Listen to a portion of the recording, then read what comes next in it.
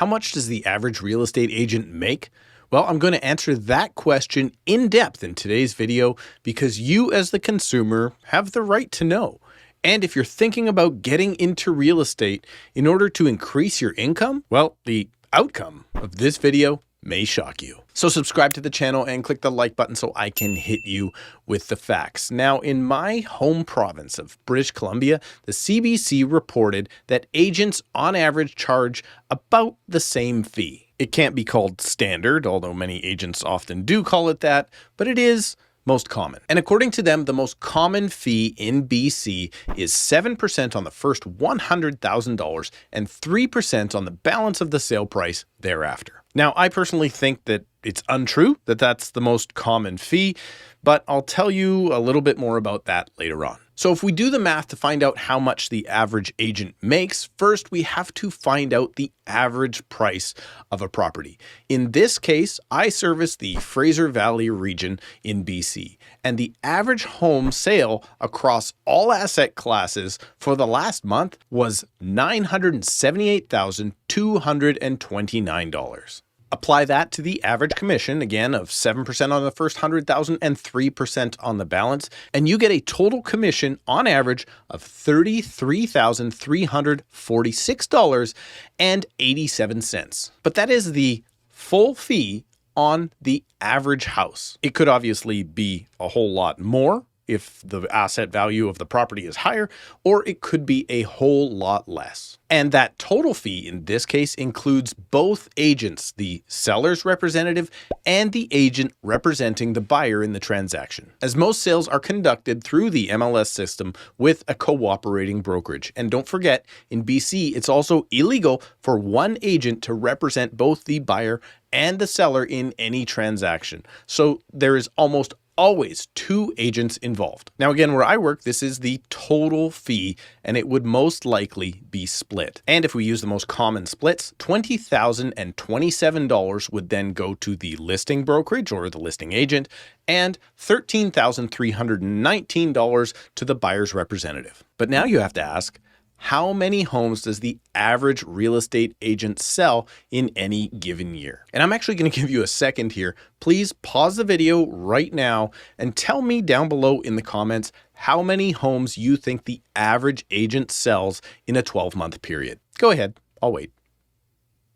Well, you might be shocked to find out that so far this year, the numbers reported from January until the end of May show us that there were a total of 4,988 sales across the entire valley, or a monthly average of 997.5 sales per month. Now, on each sale, there are technically two ends, which I talked about earlier.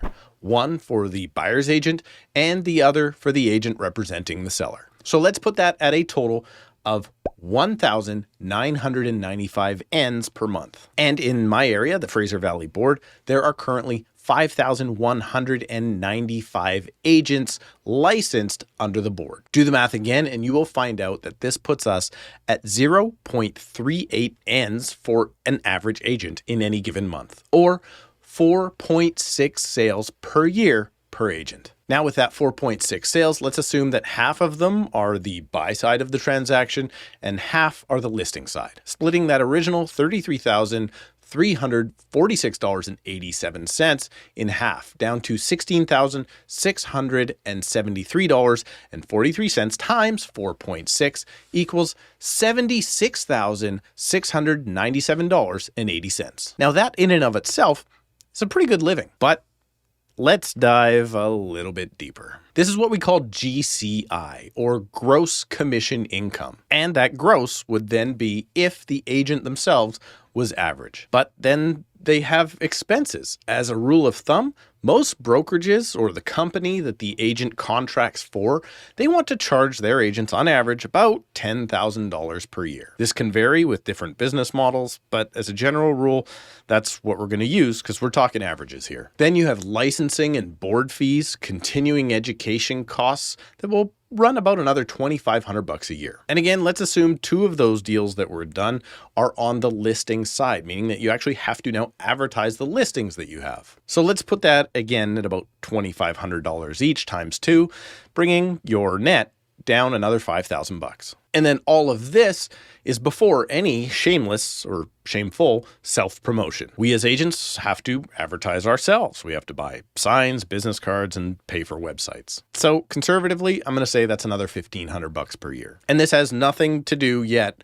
with mentioning things like client lunches, those crazy designer suits that we all have to wear for some crazy reason, cell phone plans, industry seminars, and of course, that Mercedes payment. Well, I'm not even going to try and calculate agent spending habits outside of the actual business itself. But best case scenario, the average agent in my market of the Fraser Valley will likely make about $57,000 to $58,000 this year. Now, that's probably not the number that you had in mind when you started this video. But now, if you're a hopeful or aspiring agent yourself, sorry, I'm going to pee on your parade. I think it's rain on your parade. Earlier, I mentioned that the CBC says the average fee here across the province is likely 7% on the first $100,000 and 3% on the balance. And I don't necessarily believe that. It's much more common, specifically when you're starting out, or if you're from the old school,